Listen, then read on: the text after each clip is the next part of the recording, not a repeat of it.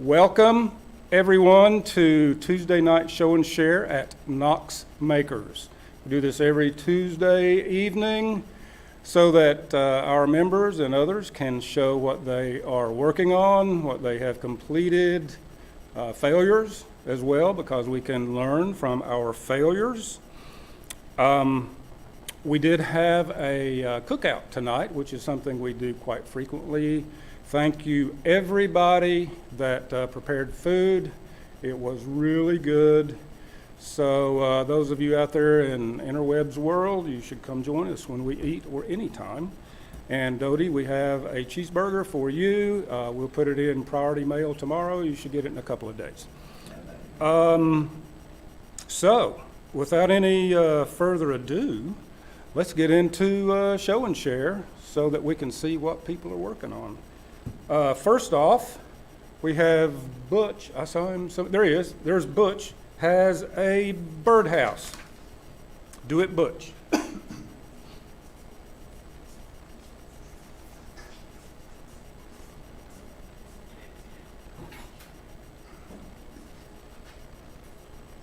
All right, good evening. This is my birdhouse.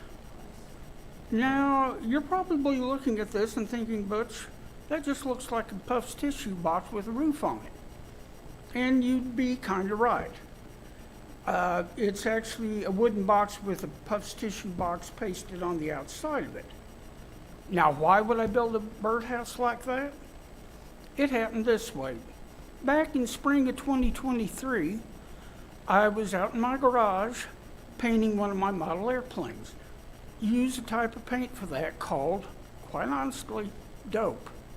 And it has a rather strong odor. So on the back of my garage, I have a crank-out window. I opened the window up to get some draft through there to help get the paint fumes cleared out, and went back in the house to let it dry. Came back out to the garage when it was dry, took the airplane in the house. Forgot to close the window. Didn't go back for a week. Went back in a week later, and I went, oh, I've left the window open. And then I seen a little brown blur fly in through the window and land next to a Puff's tissue box I had sitting on a shelf. It stopped for a moment, and I was able to identify it as a Carolina wren. And so it flew back out. I went over and looked, and it had built a nest in the Puff's tissue box. So I thought, this is probably not the best place for a bird to be building a nest. So I moved it outside I had a board across a couple of sawhorses just behind the garage, and I moved it out there, and the bird quickly found it, and I thought, oh, great. And I went on with what I was doing. Went to bed that night, and it hit me, the neighborhood stray cats are going to be able to get at that real easy. And I went out the next day, and sure enough, they had got at it, knocked the box over, and eaten the eggs. And that, I thought, was the end of it. Then comes spring of this year. Turned out, this time I made sure I had the crank-out window closed in the spring. But it turned out I badly underestimated the determination of the Carolina wren. My window on my garage is at the right rear corner. At the left front corner of my garage, I have two swing-out doors that, because they were not very well made, have a slight gap at the top. Somehow the wrens managed to work out that by going around and going through that gap, they could get into the garage, fly over to the right rear corner, and they built another nest. And I went, okay, that's still not good. So I quickly knocked together a box slightly bigger than the Puff's tissue box, stuck it in it, and mounted it on a pole just outside the window. Unfortunately, the wrens could not find it for some reason. So I thought, well, okay, I'm going to quit trying to fight it. I'm going to make a birdhouse shaped like a Puff's tissue box and glue Puff's tissues on it and Well, oh, I did not mention in addition, the reason I had a puffs tissue box in the garage to begin with is that I had some of these things stored in it. They're, I'm not sure what the correct title is, but I call them binder clips. Use them to make up your own little books and tablets and stuff by punching some holes in paper and then sliding those through it and folding them over. Anyway, so I had some wood I'd salvaged from a pallet, glued it up into a box, cut the opening like the puffs tissue, then cut the puffs tissue box up and glued it on the outside. And I'll be hanging it on the back of the garage by the window, and hopefully the wrens will find it to their liking. All right, that's it. Any questions? How long did it take you to make it? Oh, not too long. Probably, I worked on it off and on over a space of a couple of weeks, probably 2 to 3 hours. That it, Sue? Will it be up high enough for the cat? Yes, I'm going to make sure of that. Let's, yeah. Anybody else back? I never thought you wanted to have a birdhouse that was that open. Yeah, I was kind of surprised, but the wrens apparently like that, so that's what I'm going with. Anything else? All right, thank you much.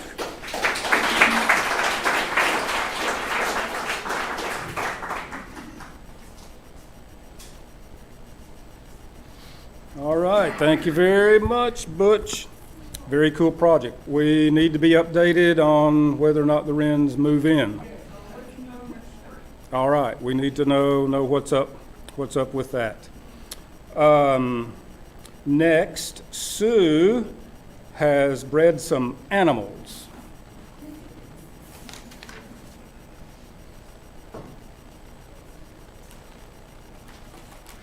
Wasn't quite sure what to call my project. So as we all know, the market's coming, right? Before we know it, it's going to be here. And we like to fill the little bauble boxes, if you will, this size. And I've been doing like little flowers. I got tired of doing little flowers. And one of the other members brought in some amigurumi, and I became fascinated. Did you say that word again? Amigurumi. So it is crocheting animals or miniature things.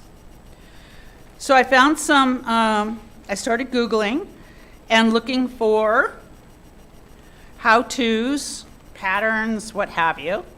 Putting this here for size, so you get a size. So one of the patterns called to use just regular thread, like you would use in a sewing machine.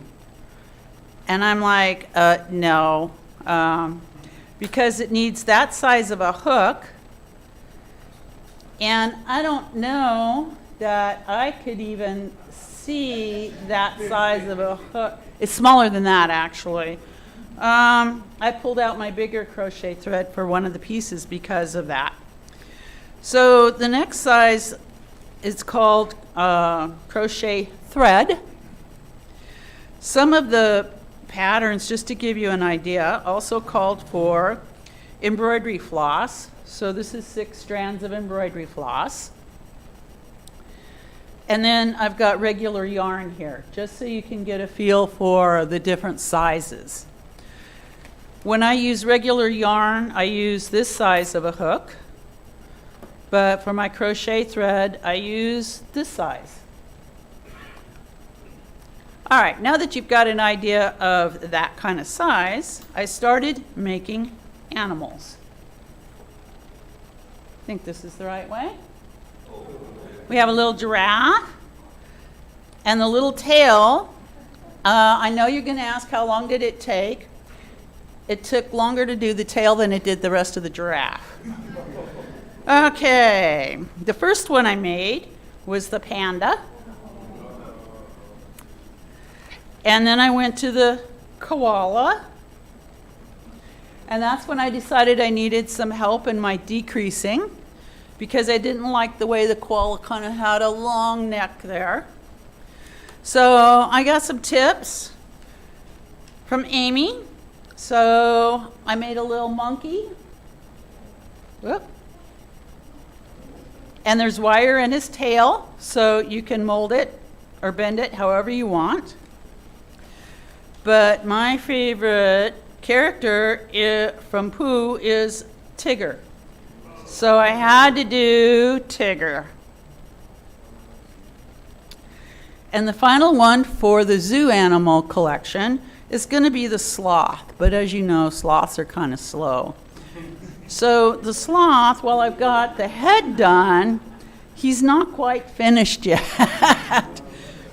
But I'm afraid that the sloth won't be fitting into the bobble head. So it's just going to be a sloth head. So that's my collection of animals. I'm hoping maybe the next set is going to be all farm animals, or I also found cartoon characters. So maybe Stitch from Lilo and Stitch, or Minion. Who knows what I end up doing, but it helps me crochet and keeps the hands occupied. Yes, Brian? That was one of the things. And I thought, you know, when I'm making flowers, I'm kind of talking to a smaller audience, but the little animals transcend age as well as gender. It appeals to many more. Right. Which size thread is this? This is the crochet thread. So the orange in this. So one size up from tiny? Well, there's actually, for the tiger, his belly was made out of one size smaller than this, but not as small as the thread on a sewing machine. Okay. Anything else? All right. Well, thank you for letting me share my animals.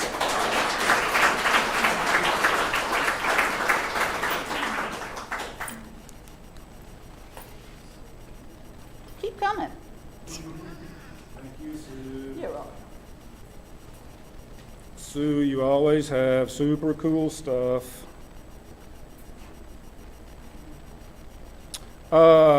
Next, we have Tim with a macro pad. I don't know what that is. Hey everyone. So this is a macro pad. Basically when you do a lot of stuff on computers, sometimes you put a little keyboard next to your keyboard so you can have more keys. I took a class to make this with Ray and Paul, and I don't know if Isaac was helping or just in the class. Okay, well, along for the ride. And I said I'd do a show and share on it, so better late than never. Basically, I made this so that I could, when I do 3D modeling and stuff, if there's Control, Alt, T for keyboard shortcuts, I could just press a button, and this would just do that keyboard shortcut instead of doing that. I went a little crazy and added extra stuff just in case I'd ever use it. So it has an iPod-like click wheel, which I have no idea what to do with, but if I ever wanted to, I could.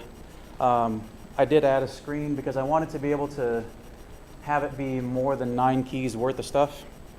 I made it so that I have different profiles depending on what I'm doing. I turn the knob, and some stuff is partially filled out.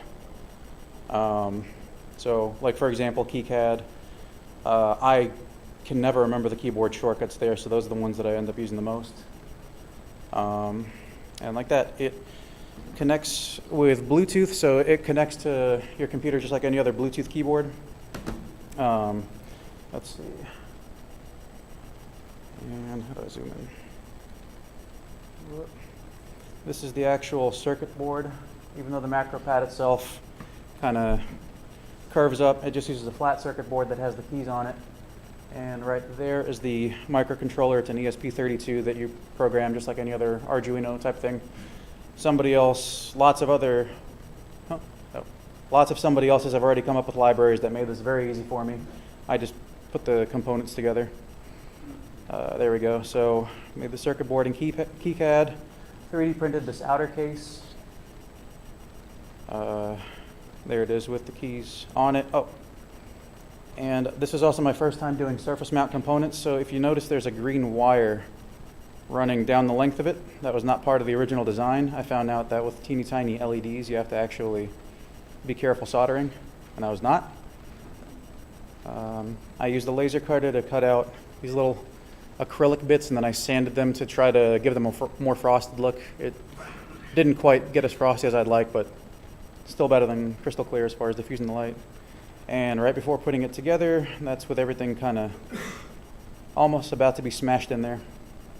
And then the final piece was this wooden outside. I used a living hinge design to curve a piece of walnut board around there so that it looked a little bit the way that it does. So, yeah, that's it. What is pushing the wheels? Turns the lights on and off. So basically, it's a lamp. Absolutely. Absolutely. Okay, so is the battery operated? I mean, it's obviously not plugged in now. How long is the battery? Yep. So I found Adafruit has microcontrollers that are very full featured, including having a little LiPo charger built into the thing. I actually, with Ray's instruction, all that, I started building my own circuit for it, and then I realized that there was one right there that just had it all built in, so I just grabbed a little pouch cell that I had lying around and plugged it in.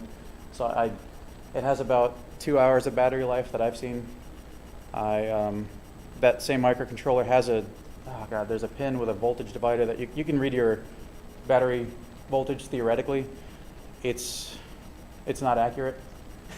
But I know that when the number's higher, there's more battery left, and when the number's lower, there's less.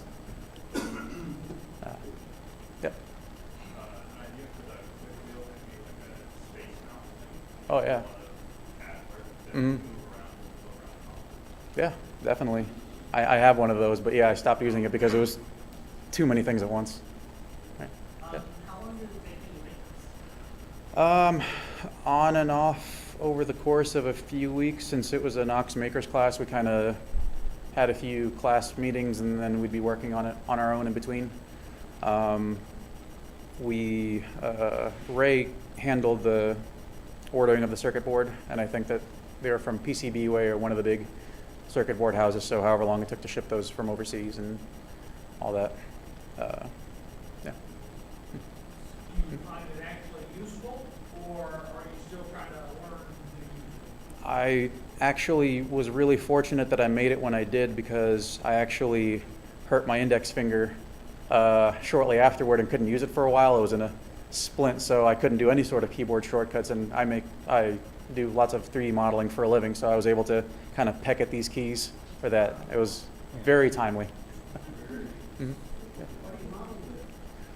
Software-wise, at work, SolidWorks. I used to use Fusion 360 more, but I needed it for a home business, and unless you're using their free, all kinds of reasons not to use them. I found a program called Alibre, A-L-I-B-R-E. They, for $150, you can buy a perpetual license to a CAD program that lets your files just sit on your computer. And I was really happy with it. I did a free trial. And I like to model things with the not so final dimensions, and then go back and earlier on in the feature tree change things around. A lot of times that breaks your model, but Alibre's been pretty robust as far as that goes, so I've been happy with it. Yeah. Anybody else? All right, thanks so much.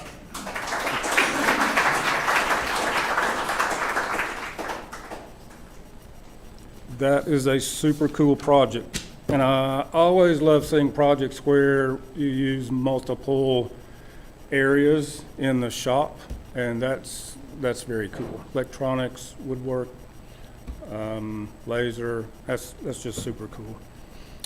Thank you, Tim. Sean has 3D print cosplay somethings. Fat hand Props. All right, got it. Hi, can everyone hear me? This is my first time here. I learned about this place last week and I was like, I have to go. I saw it and I was like, when's next time I can go it? So I want to get into more costuming and cosplaying and propping, and I'm working on a laser rifle from a franchise called Warhammer 40K. I want to minimize the weight of the costume. It's gonna have a wool cloak and a bunch of tactical gear on it.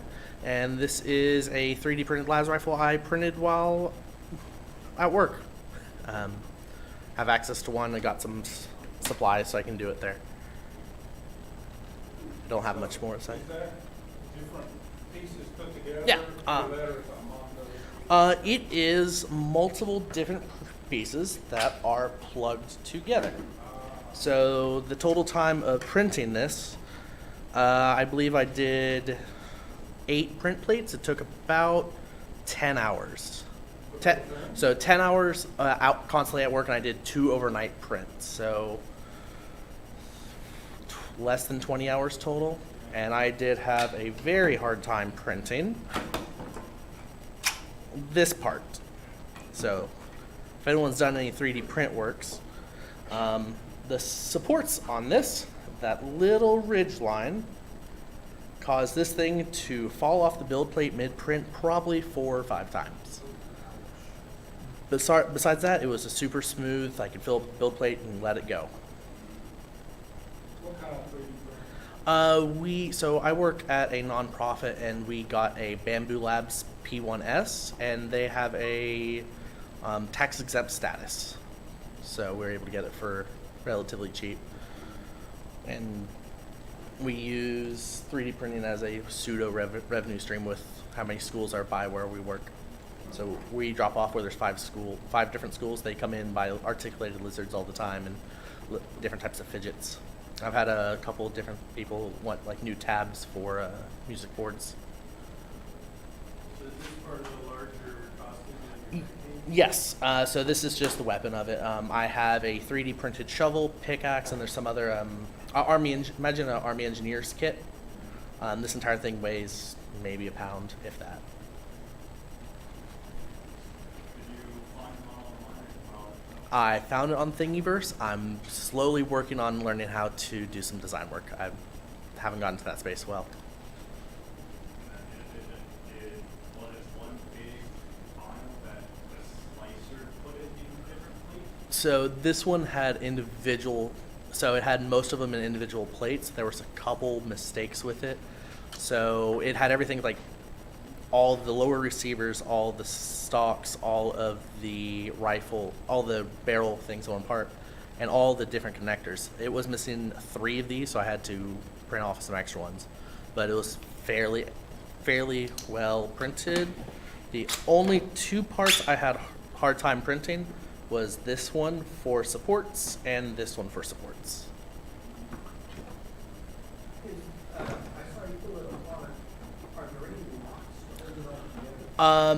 Not so. The plan is I'm going to put it together and super glue it, but right now I still need to sand it and get it all primed and ready for final assembly. I've done it this way so I can easily put it in a box and transport it. Will you be doing any painting? I have every intention to prime it, sand it, paint it, and have it look like that. So the wood stock looks like wood, and the metal bits look like they are actual gunmetal. And the only thing is do I keep with the cosplay or do I do the tip orange, just to be safe? No. Any other question? Just normal PLA.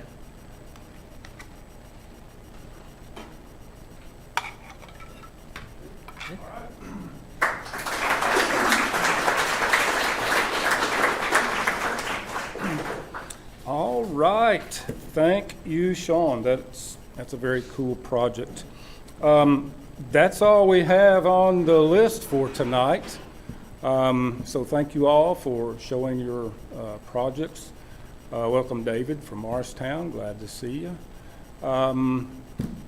We do have a few announcements. Oh, I wanted to mention David is really good at paint and patina and stuff like that. So he's your man for paint. Okay, announcements. We have some machining tickets left. That's Thursday at 6:30. Got 2 tickets left if you want to get authorized in machining. Very, very fun class. Something else that's very fun, I hear, is As the Lathe Turns, a very soap opera-y time for wood butcher people that spin things and turn it into other things. Neil will be doing that Thursday, 7 to 9. It's not a class. You don't have to register, don't have to pay anything. Just show up, hang out, and give Neil a hard time, only because he deserves it. Also, Neil will be doing the advanced turning class on July 31st, next Wednesday, Woodworking 202. That's the advanced class where you do bowls and advanced turning things. Don't forget that if you want to see how the workings of Knox Makers works, you may attend our board meeting. It is open to all. It is virtual. You can attend that Sunday, the 28th. That's next Sunday or this coming Sunday. So join online and see how we make this thing happen. If you are interested in membership, one of the requirements is that you attend a new member's onboarding. It's 45 minutes of fun with Isaac and Tracy. You can learn about our history, our community, policy, everything about Knox Makers, who we are, why we do what we do, how we do it, et cetera, and it's really a good time. You don't have to be a potential member or a member or whatever. It's open to everybody, so you can learn about us. There will be one tonight following this meeting. So hang around, learn about Knox Makers. I don't know if I mentioned or not, but it is a requirement for membership that you take that at some point. That's all I have in terms of announcements, other than Isaac has something like really super cool. I don't know if it's super cool, not guaranteed, but it does make me happy. And that is, you may have noticed that we have been out of Knox Maker stickers for a while because some overly enthusiastic people gave them all away. So I had lots more stickers made, and I'll be distributing these later. And what's super exciting to me is that we now have a completely new sticker. This is suitable, I think, for sticking on your laptop or your trapper keeper. You can put these on telephone poles and stray cats and your forehead and any place that doesn't yet say Knox Makers on it. So I'll put those out on the hospitality tables and on the show-off shelf. Please feel free to grab a big old handful and adhere them to everything they will stick to. Stickers are amazing, and so are you. Thank you.